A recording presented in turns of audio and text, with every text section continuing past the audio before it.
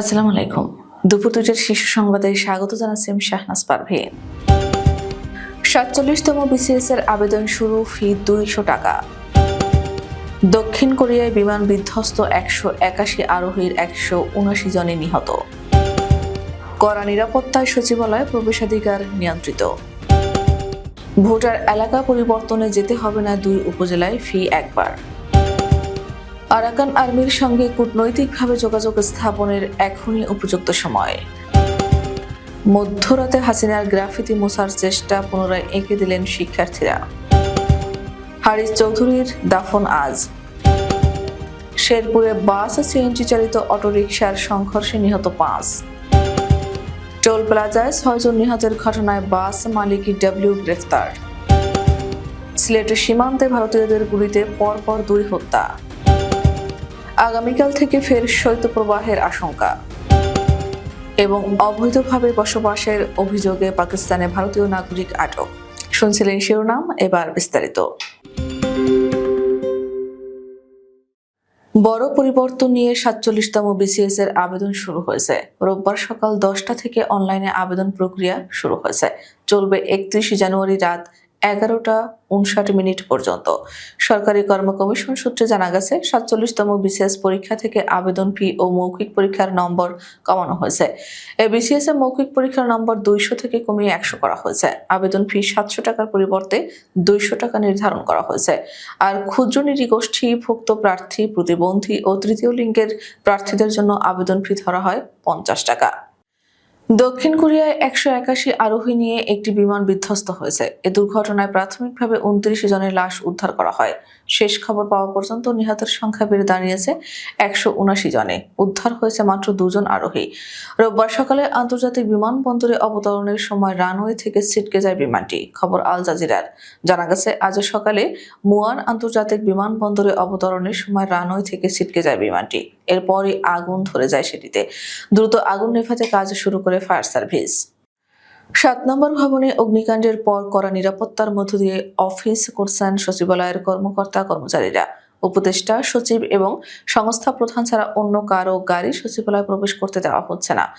গত ২৭ ডিসেম্বর দিবাগত রাতে ভয়াবহ অগ্নিকাণ্ডের পর রোববার প্রথম কর্মদিবসে খুলছে সচিবালয়। কর্মকর্তা কর্মচারীদের প্রবেশের ক্ষেত্রে বিধিনিষেধ আরোপ করা হয়েছে। অতিরিক্ত সচিব থেকে নিচের দিকের কর্মকর্তারা প্রবেশের পথে গাড়ি ছেড়ে দিয়ে পরিচয়পত্র দেখিয়ে ভিতরে প্রবেশ করছেন। এদিকে জরুরি দর্শনার্থীদের ক্ষেত্রে স্বরাষ্ট্র মন্ত্রণালয়ের পক্ষ থেকে আব্দুল গনি রোডে পৃথক বুথ চালু করা হয়েছে। গণমাধ্যম কর্মীরা আপাতত সচিবালয়ে ঢুকতে পারছেন না, তারা গেটের বাইরে অবস্থান করছেন। ভোটার এলাকা পরিবর্তনে বিদ্যমান ঠিকানা ও চাহিত ঠিকানার উপজেলা নির্বাচন কর্মকর্তার কার্যালয়ে দৌড়তে হয় নাগরিকদের। এছাড়া এলাকার পরিবর্তন ও জাতীয় পরিচয়পত্র পেতে ২ বার ফি দিতে হয়। এই ঝামেলা থেকে নাগরিকদের মুক্তি দেওয়ার উদ্যোগ নিচ্ছে নির্বাচন কমিশন। সংস্থাটির কর্মকর্তারা জানিয়েছেন, নাগরিকদের এনআইডি সেবা সহজীকরণে সম্প্রতি একটি কমিটি গঠন করা হয়েছে। সেই কমিটি যাচাই বাছাই শেষে সমস্যা ও সমস্যা উত্তরণের উপায় নিয়ে একটি প্রতিবেদন জমা দিয়েছে। বাংলাদেশের ২৭১ কিলোমিটার সীমান্ত সহ বর্তমানে মিয়ানমারের রাখাইন রাজ্যের ৮০%-এরও বেশি নিয়ন্ত্রণ করা আরাকান আর্মির সঙ্গে যোগাযোগ রাখার আহ্বান জানিয়েছেন নিরাপত্তা বিশেষজ্ঞ, সাবেক কূটনৈতিক ও শিক্ষাবিদরা। শনিবার রাজধানীর একটি হোটেলে Bangladesh institute of peace and security studies আয়োজিত Rakhine after the fall of Maungdaw, implications for Bangladesh and the বিজয়ক শীর্ষক এক আলোচনায় তারা এ আহ্বান জানান। ঢাকা বিশ্ববিদ্যালয়ের রাজু ভাস্কর্য সংলগ্ন মেট্রো রেলের পিলারে সাবেক প্রধানমন্ত্রী শেখ হাসিনার ব্যঙ্গ গ্রাফিতি মধ্যরাতে মুছে ফেলার চেষ্টা করেছেন সিটি কর্পোরেশনের কর্মীরা। পরে বিষয়টি জানতে পেরে শিক্ষার্থীরা এসে বাধা দেন। এ ঘটনায় সামাজিক যোগাযোগ মাধ্যমে ক্ষোভ প্রকাশ করেছেন শিক্ষার্থীরা জানিয়েছেন, রাত ২টার দিকে সিটি কর্পোরেশনের লোকজন শেখ হাসিনার ব্যঙ্গ গ্রাফিতি মুছতে যান। এ সময় তারা শেখ হাসিনার গ্রাফিতির মুখের অংশ মুছে ফেলেন। পরে শিক্ষার্থীদের বাধার মুখে সেটি পুরোপুরি মুছে ফেলা সম্ভব হয়নি। এরপর শিক্ষার্থীরা পুনরায় সেখানে শেখ হাসিনার গ্রাফিতি এঁকে দেন। বিএনপি চেয়ারপারসন ও সাবেক প্রধানমন্ত্রী খালেদা জিয়ার রাজনৈতিক সচিব হারিস চৌধুরীকে আজ দাফন করা হবে। শনিবার পরিচয় শনাক্ত শেষে দিবাগত মধ্যরাতে তার মরদেহ পুলিশ ও স্বজনদের কাছে হস্তান্তর করে ঢাকা মেডিকেল কলেজ হাসপাতাল কর্তৃপক্ষ। এ সময় মামলার তদারকি কর্মকর্তা এসআই মোহাম্মদ ওয়াজিদ আলী, হারিস চৌধুরীর মেয়ে ব্যারিস্টার সামিরা তানজিন চৌধুরী সহ তার স্বজনরা উপস্থিত ছিলেন। সামিরা তানজিন চৌধুরী বলেন, ১৫ বছর ধরে বাবাকে ভিন্নভাবে উপস্থাপন করা হয়েছে, অবশেষে ন্যায় বিচার পেলাম।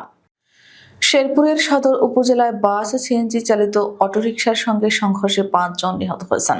এই ঘটনায় গুরুতর আহত হয়েছেন আরও ২ জন।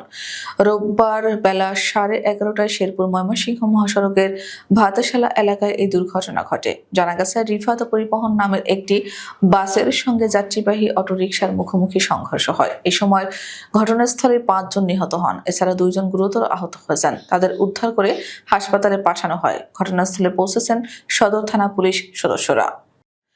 ঢাকা মাওয়া এক্সপ্রেস ওয়ের ধলেশ্বরী টোল প্লাজায় যাত্রীবাহী বাসের ধাক্কায় প্রাইভেট কার ও মোটরসাইকেলের ৬ আরোহী নিহতের ঘটনায় বাসের মালিকের ডব্লিউ ব্যাপারীকে গ্রেফতার করেছে পুলিশ। শনিবার দিবাগত রাত 12:30টার দিকে তাকে মাদারীপুরের শিবচর থেকে গ্রেফতার করা হয়। হাইওয়ে পুলিশের অতিরিক্ত ডিআইজি ডক্টর আখতারুজ্জামান বসুনিয়া এ তথ্য নিশ্চিত করেছেন। তিনি বলেন, বাসটি দুর্ঘটনার আগের দিন গ্যারেজ থেকে বের করা হয়, কিন্তু ফিটনেস ছিল না, আর নেশাখোর ও মেয়াদোত্তীর্ণ লাইসেন্সধারী চালক দিয়ে পরিবহনটি চালানো হয়।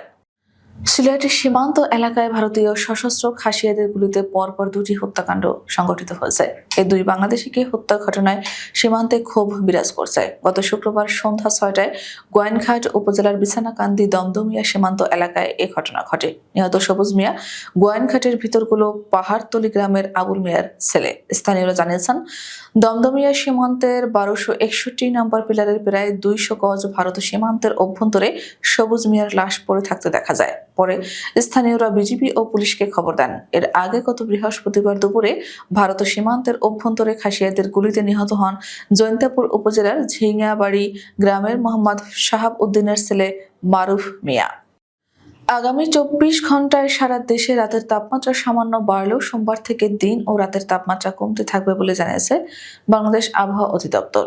রোববার বাংলাদেশ আবহাওয়া অধিদপ্তরের আবহাওয়াবিদ খন্দকার হাফিজুর রহমানের দেওয়া পূর্বাভাসে এ তথ্য জানানো হয়। এতে বলা হয়েছে, সোমবার সকাল 9টা পর্যন্ত অস্থায়ীভাবে আংশিক মেঘলা আকাশ সহ সারা দেশের আবহাওয়া প্রধানত শুষ্ক থাকতে পারে। শেষে রাত থেকে সকাল পর্যন্ত দেশের কোথাও কোথাও হালকা থেকে মাঝারি ধরনের কুয়াশা পড়তে পারে। সারা দেশে রাতের তাপমাত্রা সামান্য বৃদ্ধি পেতে পারে এবং দিনের তাপমাত্রা প্রায় অপরিবর্তিত থাকতে পারে। অবৈধভাবে থাকার অভিযোগে এক ভারতীয় নাগরিককে গ্রেফতার করেছে পাকিস্তানের পাঞ্জাব পুলিশ। গোপন সংবাদের ভিত্তিতে মান্ডা বাহাউদ্দিন সদর থানাধীন মং এলাকায় অভিযান চালায় পুলিশ। শনিবার এক প্রতিবেদনে এ খবর দিয়েছে শামা টিভি। সন্দেহভাজন ব্যক্তিটির নাম বাদল সিং, যিনি প্রশাসনকে পাকিস্তানে থাকার জন্য বৈধ ভিসা বা কোনো পারমিট প্রদান করতে ব্যর্থ হয়েছেন। তদন্তকালে তিনি ভারতের আলিগড়ের নাগলা খাটকারি এলাকার বাসিন্দা বলে জানা গেছে। আমাদের পরবর্তী রাত 10টার শীর্ষ সংবাদ দেখার আমন্ত্রণ জানিয়ে এখনকার মতো বিদায় নিচ্ছি। দর্শক, ভিডিওটি শেষ পর্যন্ত দেখার জন্য আপনাকে অসংখ্য ধন্যবাদ। নিত্য নতুন সংবাদ পেতে আমাদের ইউটিউব চ্যানেলটি সাবস্ক্রাইব করুন ও নিয়মিত নোটিফিকেশন পেতে বেল বাটনটি ক্লিক করুন এবং আমাদের ফেসবুক পেজটিতে লাইক করুন। এছাড়াও আমাদের ভিডিওতে লাইক দিয়ে শেয়ার করুন। আল্লাহ হাফেজ।